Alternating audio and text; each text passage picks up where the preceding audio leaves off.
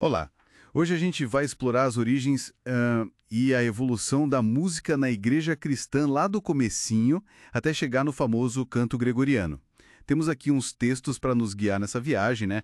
A ideia é sacar como essa música surgiu, por que ela era tão importante e como sobreviveu tanto tempo. Exato, e é super interessante ver como várias influências, tipo, desde as práticas judaicas até a teoria musical lá dos gregos, acabaram se misturando, e também como as decisões, né, tanto teológicas quanto políticas, foram moldando esse som que a gente hoje associa direto com a Idade Média. É incrível pensar que essas melodias tão antigas ainda estão por aí. Com certeza. Então, vamos nessa. Como é que era o som, assim, nos primeiros séculos do cristianismo? Tinha música mesmo? Olha, tinha sim, mas era bem diferente do que a gente talvez imagine. Os textos mostram que as primeiras comunidades usaram sim alguns elementos da música que já existia, grega, mediterrânea, mas assim, com muitas ressalvas. Os líderes da igreja não curtiam música só por diversão, sabe? Ou aquela música ligada aos espetáculos pagãos. A base mesmo veio muito da tradição judaica. Ah, tipo, cantar os salmos, essas coisas. Isso, cantar salmos, trechos das escrituras, era central no serviço do templo, no ceder de Páscoa. Isso influenciou muito a estrutura da missa depois.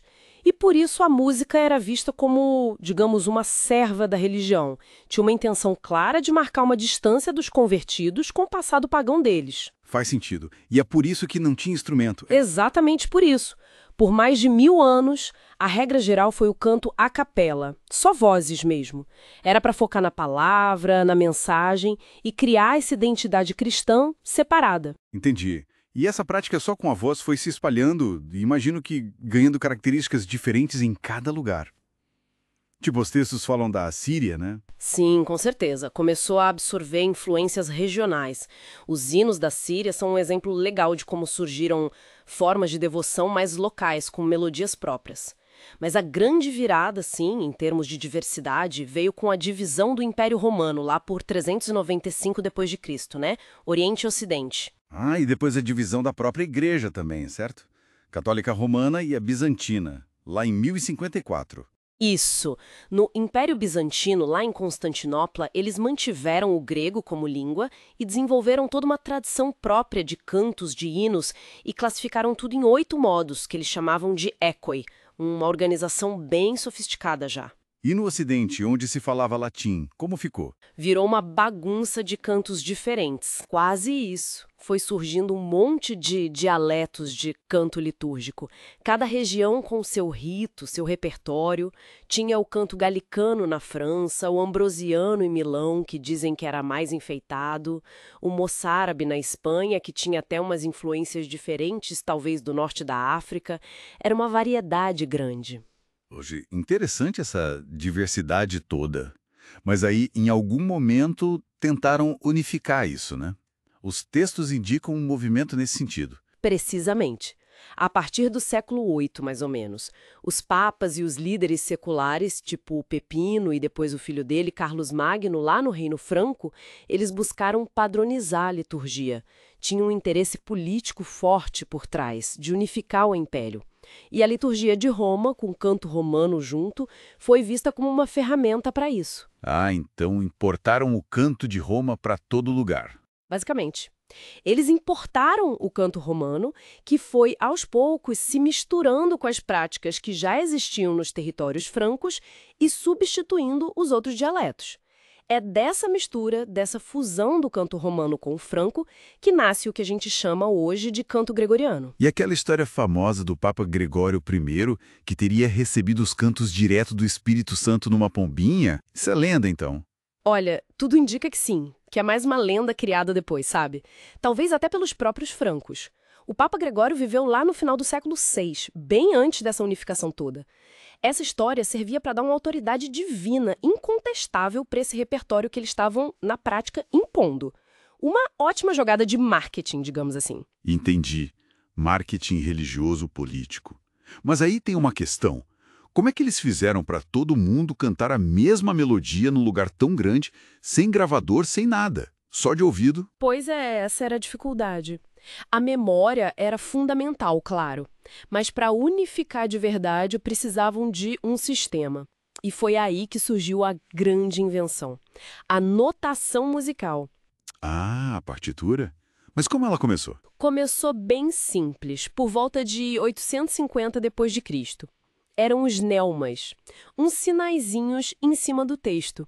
Eles não diziam a nota exata, tipo dó, ré, mi, mas indicavam o contorno da melodia. Se subia, se descia, quantas notas iam naquela sílaba. Era mais um lembrete para quem já conhecia a música de ouvido. Uma ajuda para a memória, então. E como chegou nas linhas que a gente conhece? Foi evoluindo.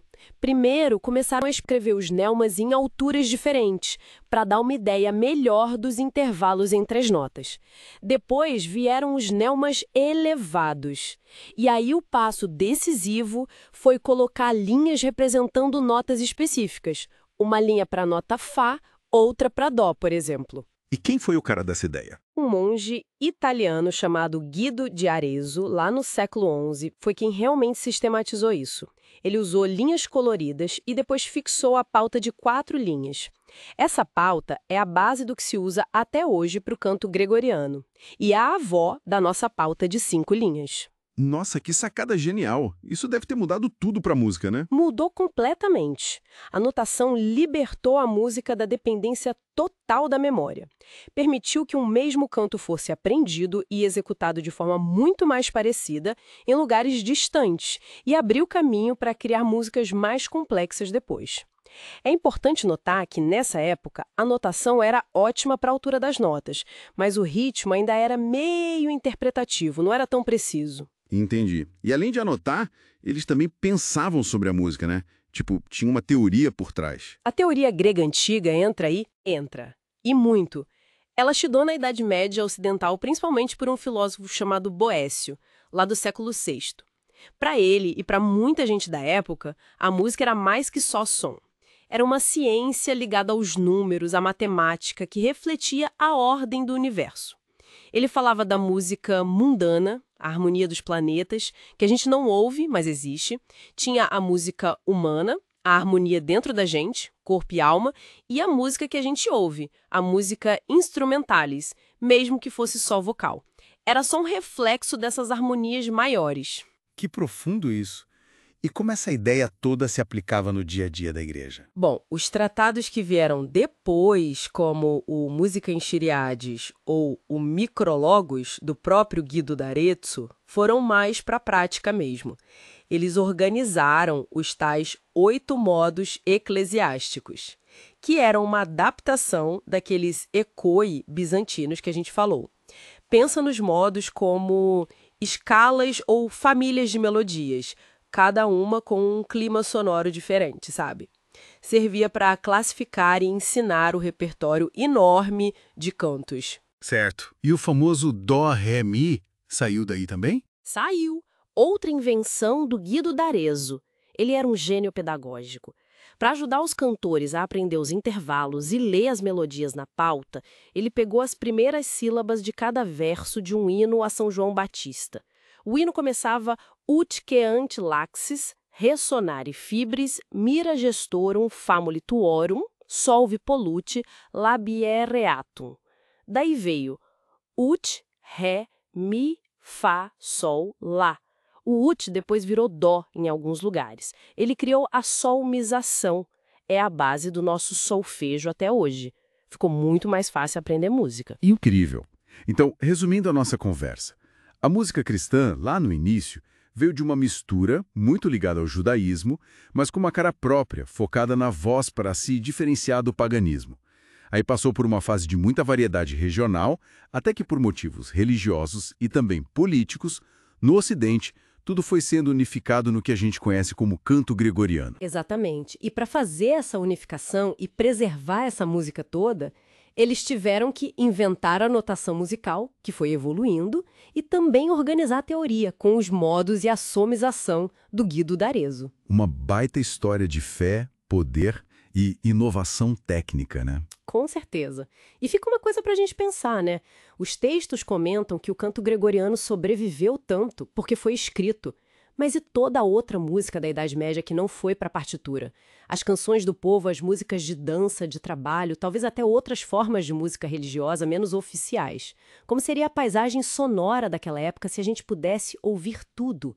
Não só o que os monges escreveram. É verdade, fica a pergunta sobre o que a história escolhe guardar, né? Exatamente. Algo para a gente refletir.